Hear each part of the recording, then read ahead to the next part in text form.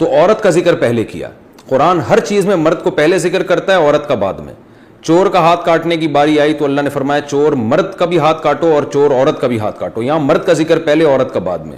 لیکن زنا کی جہاں بات آئی اللہ نے فرمایا زانیۃ والزانی فجلدوا کل واحد منہما مئۃ جلدہ. زنا کرنے والی عورت کو بھی 100 کوڑے مارو اور مرد کو بھی.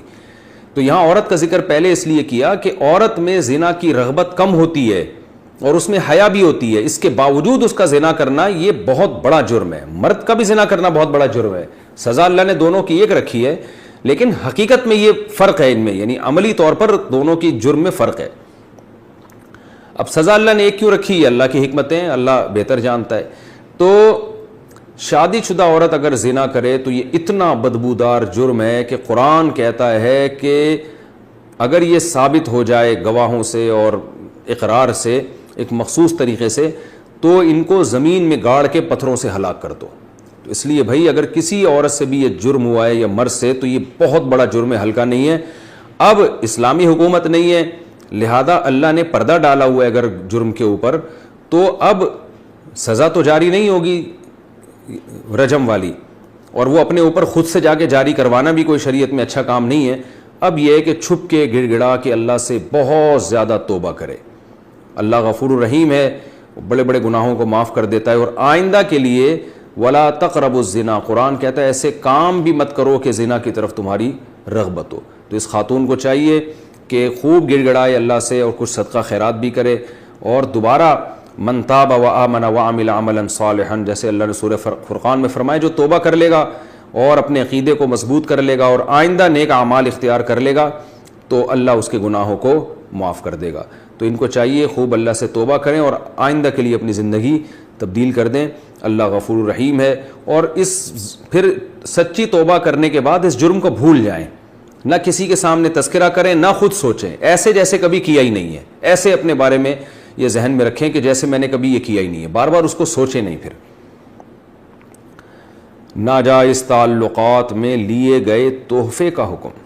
اگر کسی کا ناجائز ریلیشن ہو اور محبت میں تحفے کا لین دین ہو تو کیا اب ان تحفوں کا حکم کیا ہوگا؟ کیا وہ واپس کرنا ضروری ہے؟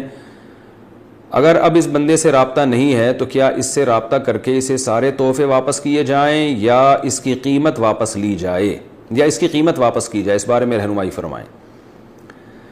دیکھیں اگر کسی سے خدا نخواستہ ناجائز تعلق تھا تو اس نے جو گفٹ اس تعلق کو پیدا کرنے کے لیے دیے, یعنی کسی نے کسی عورت کو گفٹ دیے, نیت اس کی یہ تھی کہ تاکہ اس گفٹ سے یہ میرے ساتھ ناجائز تعلق رکھے, اور خاتون نے بھی لیے اسی نیت سے کہ بھئی میں اس لیے لے رہی ہوں تاکہ میں اس کی خواہش پوری کروں, اس کے ساتھ ناجائز تعلق رکھوں, تو پھر تو یہ گفٹ کا لین دین بالکل حرام تھا اور اس خاتون کے لیے اس گفٹ کا استعمال جائز نہیں ہے. اس کو صدقہ کر دیں وہ, یا اس گفٹ کو یا اس کی قیمت کو. لیکن اگر ایسا نہیں تھا, گفٹ کی بیس یہ نہیں تھی کہ یہ تعلق برقرار رہے, تو ناجائز تعلق تو برا ہے لیکن گفٹ اس بیس پہ نہیں دیا گیا تھا, تو پھر اس گفٹ کا جو لینا ہے وہ گفٹ حرام نہیں ہوگا. ہاں یہ ضرور کہیں گے ناپسندیدہ ہے, نامناسب ہے, بہتر تو یہی ہے کہ اس کو بھی گفٹ یعنی اس کو بھی صدقہ کر دیا جائے, لیکن اس کا صدقہ کرنا پھر لازم نہیں ہے. البتہ یہ کوئی پاکیزہ اور حلال طیب میں شامل نہیں ہے یہ چیز, کیونکہ نامحرم مرد اور عورت کا کوئی اس طرح کا لین دین جبکہ ان کی نیتیں بھی ٹھیک نہ ہو, یہ بہرحال مکروہ اور ناپسندیدہ ہے, لیکن اس کو حرام نہیں کہیں گے اس صورت میں. ہمارے زمانے میں زنا کی توبہ کیسے ہو؟ محمد فائق صاحب بھوپال سے پوچھتے ہیں اس زمانے میں زنا کی توبہ کیا ہے؟ یہی ہے کہ بس اللہ کے سامنے گڑ گڑائے کیونکہ بہت بڑا جرم ہے. وَمَن يَفْعَلْ ذَلِكَ يَلْقَ أَثَامًا, قرآن کہتا ہے جو زنا کرے گا نا وہ بہت بڑے گناہ سے اس نے ارتکاب کیا. يُضَاعَفْ لَهُ الْعَذَابُ يَوْمَ الْقِيَامَةِ, قیامت میں اس کو بہت شدید عذاب دیا جائے گا. اس لیے بڑا سخت جرم ہے, ہلکا جرم نہیں ہے. خوب اللہ کے سامنے گڑ گڑا کے توبہ کی جائے, رو کے معافی مانگی جائے, رونا نہیں آتا تو رونے جیسی صورت بنائی جائے, اور اللہ کے غضب کو ٹھنڈا کرنے کے لیے کچھ صدقات و خیرات بھی کر دیا جائے تو زیادہ اچھا ہے.